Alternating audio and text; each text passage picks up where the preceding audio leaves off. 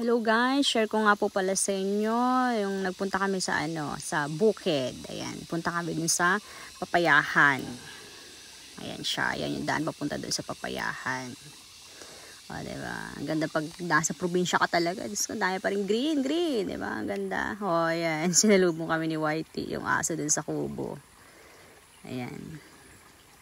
Punta kami dun sa Papayahan. Actually, yung Papayahan na nirentahan lang namin yung lupa na yan. Kasi maganda kasi yung place na to, patag siya.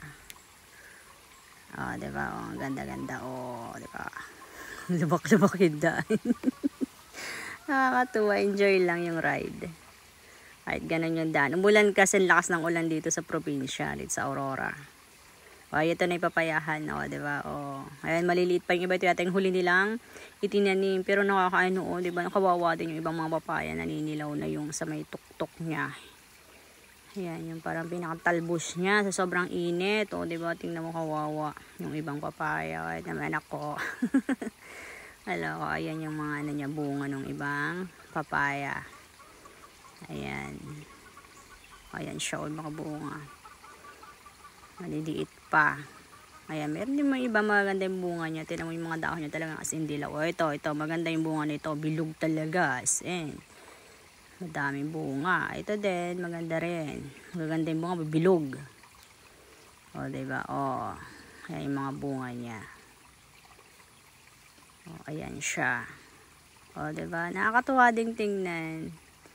Kasi yung, meron pa rin at least kahit paano, ganun yung nangyari sa kanila. Ayan, tinuturo ng anak ko. Daming bunga. Ayan. Although kahit ganun kasi nung summer, grabe yung init. Kakaloka. Ayan, kawawa yung mga pananim. Ayan, naapektuhan itong mga papaya. Nanilaw talaga sila as in. So, inaalagaan na lang talaga yung mga pwede pang isurvive na mga papaya. Ayan, para mapakinabangan. Kasi malaki pinuhunan mo, tapos bandang huli, malulugi din, diba?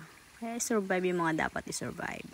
Kanya lang naman talaga ang buhay ng farmers, eh. Diba? O, ayan, mga ibang bunga. May magaganda yung bunga, may mga bunga na hindi maganda, pero okay lang. Laban lang. Ganyan talaga buhay. O, ayan.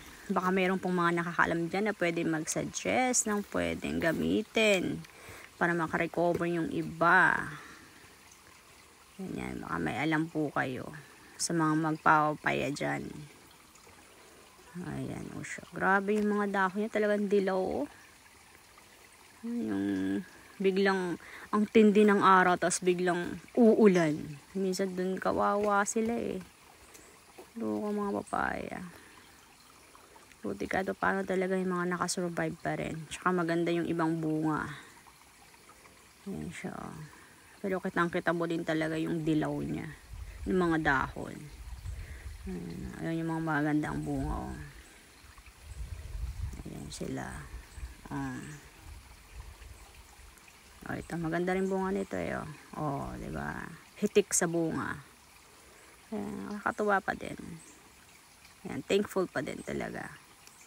Kahit papaano. Ayan, mga huling na itanim na yung mga nandyan.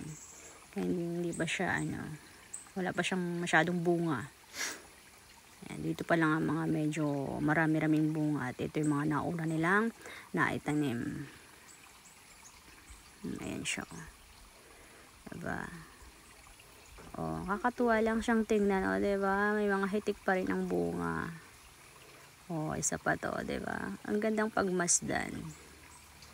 Oh, nakakatuwa. Ah, 'di ba? Oh, ayan siya. Ayan. Tsaka may tanim din silang watermelon. Nagtanim-tanim din sila diyan. Tsaka ito yung tubig na pinanggigiban nila, 'di ba? Ganda sa bukid.